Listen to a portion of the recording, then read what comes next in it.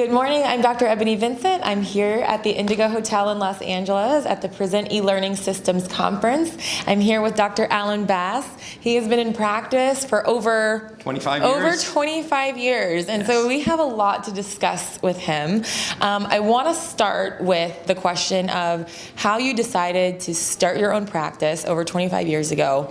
And what drove you to starting your own practice as opposed to being an associate or an independent contractor for someone else? Sure. Well, I will say that I did start when I came out of residency, somebody did introduce me to him for a short time. I did work as an associate with another practice, but early on in my life, I realized I need to do these things on my own.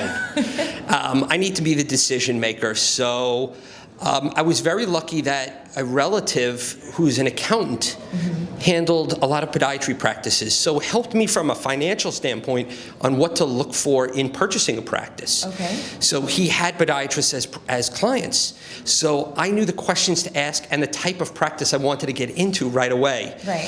So I decided I'm going to take the leap and had a business plan drawn up.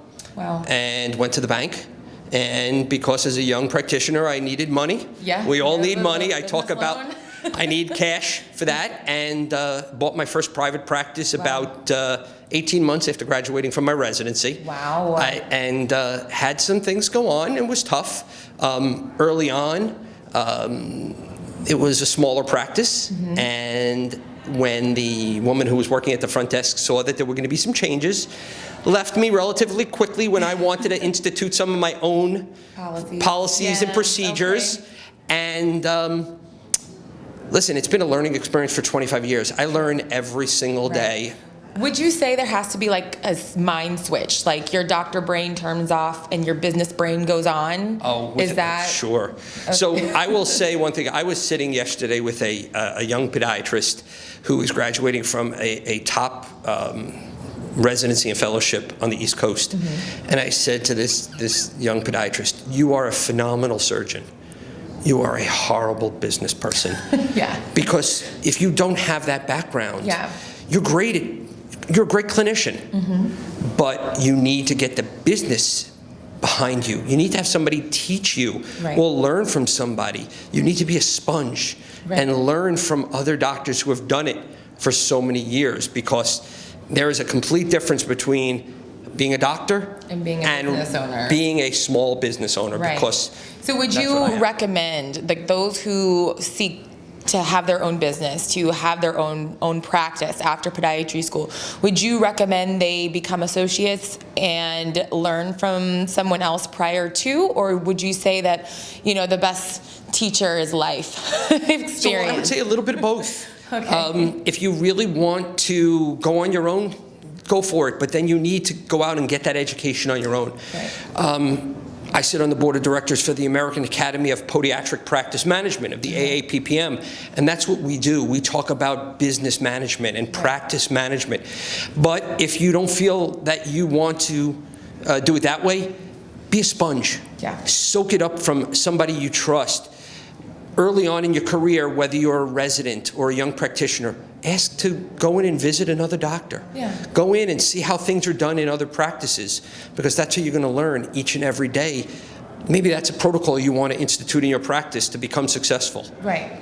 So fast forward to 25 years down the road. Long time. You're obviously very successful. You're running a successful practice. Can you say maybe 3 things that have been like your staple in maintaining your reputation as a physician and as a small business owner?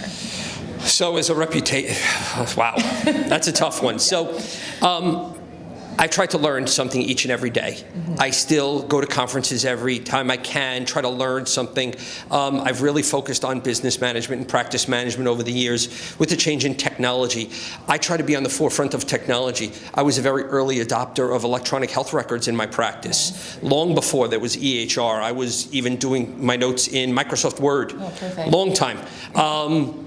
Bringing in new technology into my practice, whether it's a scanner instead of plaster casting for orthotics, or treating with microwave technology for plantar verruca. It's really important to continue to grow. Never be happy, never be stagnant in what you do, because that's how you're going to grow and become successful. And I think the biggest thing is find your passion. Find what you like to do. So one of the things that I'm very different from a lot of other podiatrists is I don't enjoy surgery. I enjoy the practice of medicine and talking with my patients. I love pediatrics. Yeah. I love treating Yeah. kids. I love when kids come in. I have an entire wall in my practice of all pictures that they've drawn, and people love that. And the kids want to be on the wall. How can I get my picture on the wall? Yeah. So I love treating pediatrics, and I'm very lucky that in my area, I send my surgical patients out to my colleagues, Yeah. and they perform surgery and send those patients back to me because I respect them enough, and they know that they will respect me and send them back. I think that's the beautiful thing about podiatry. Like, if you want to be surgical, you can be surgical. Sure. If you don't want to be surgical, there's so many other aspects of podiatric medicine that you can focus on. Would you say that if you are going into private practice, that you should focus on that specific niche? Like you said, yours is pediatrics. Like, if someone wants to do specifically sports or women in sports or anything like that. Definitely find your passion. Find what you like to do. I love biomechanics as well. So I like to do more primary podiatric medicine as opposed to podiatric surgery. So whether it's podiatric dermatology or podopediatrics Right. or sports medicine and biomechanics, that's what I love every day. Right. And whether you enjoy doing reconstructive surgery or whatever it might be, find your passion in it. And Right. really that's what's going to make you better because you're going to enjoy going to your office every day. You're not going to Doing what you do. And do what Right. you do. Enjoy Exactly. enjoy what you do every day. It's so Right. important.